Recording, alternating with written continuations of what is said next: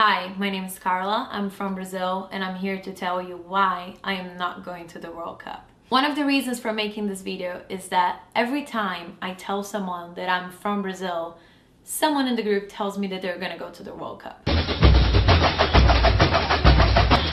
So we went to the streets and we asked people here in the West what came to their minds when they thought about Brazil. The girls, Ronaldo, soccer first, lots of partying, lots of dancing. Hot. But here's when it gets serious. The World Cup is gonna add up to about $30 billion. That's more than the last 3 World Cups added together. They added up to about 25 billion. Now tell me, in a country where illiteracy can reach 21% and average is 10%, a country that ranks 85 in the Human Development Index, a country where 13 million of people are underfed every day, and where many other people die waiting for medical treatment. Does that country need more stadiums? Sou médica, tô revoltada, tô sozinha nessa porcaria aqui! Não posso fazer nada pelo excesso de pacientes doentes! E a secretaria, o governador não faz nada! So some politicians argue that the World Cup and the Olympics are the incentive our country needed to get better. Wait, what? So we've been paying taxes all these years. For what? What country needs an incentive to take care of its people? Suddenly, there's all this money to build stadiums, and the population is led to believe that the World Cup is just the change they are needed for their lives to get better. But the truth is that most of the money that comes from the games and the stadiums goes straight to FIFA, and we don't even see it. And the money that comes from tourists and investors goes straight to the hands of those people that already have money. So yeah, maybe the guy who is selling ice cream on the beach is gonna do better that week, but will the event really change his life?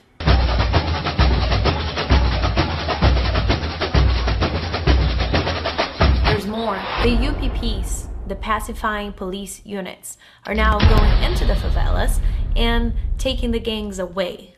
Now, where do you think they're taking those gangs to, and for how long are they really gonna be gone? We call this in Brazil putting the dirt under the rug. It's a temporary solution for a much deeper problem. Plus, what do you think comes with samba, partying, and dancing? Drugs. And where do you think those drugs come from? Guess. The gangs can quite never be away. There's more. A lot of people are being kicked out of their houses to give space to the Olympics and to the World Cup. Against their will. Their houses are just being marked every day and destroyed. That's how it's working.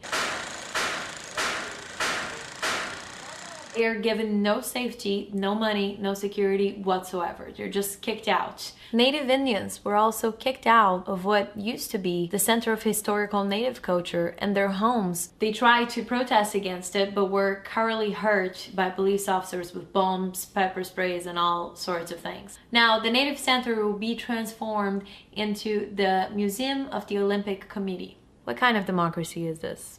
Now, don't get me wrong. I think the World Cup and the Olympics are great events, but they're not what our country needs right now. Look at the other nations that hosted the World Cup. Look at the costs of maintaining what we built. Millions per month with our public money. We do not need stadiums. We need education. We do not need Brazil to look better for the world. We need our people to have food and health. We do not need more parties. We need people with jobs and a sustainable way of living. It is proven by all the billions we're now spending that we have more than enough money to change the situation. Or that at least we had it until the World Cup and the Olympics. I don't know what this video can do at this point. Maybe you will know, maybe someone will know, but I do know that the information needs to get out there, and there are not enough videos, there's not enough information out there. And it's time that we start thinking about our priorities and about what's important. So I hope you like this video, I hope you share it. And if you want more information about it, there's a bunch of links down here, great projects about the same theme. So please share, and thank you for watching. O nosso povo tem muitos motivos de orgulho. Temos hoje uma economia estável e em crescimento. Nos últimos 8 anos, elevamos para a classe média 40 milhões de brasileiros. Somos um país que promove a inclusão social e que tem, na diversidade étnica, cultural e religiosa, uma de suas maiores riquezas, e que convive respeitosamente com o meio ambiente. Por isso, hoje o Brasil é admirado por muito mais que seu futebol, sua música e suas festas populares. Convido os povos do mundo inteiro a conhecer melhor o Brasil e os brasileiros.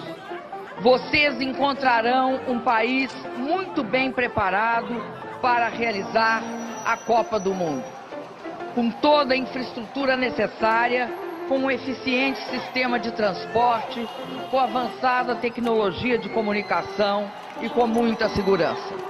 Estamos fazendo a nossa parte para que a Copa do Mundo de 2014 seja a melhor de todos os tempos. Estejam certos que esse novo Brasil estará pronto para encantar o mundo em 2014.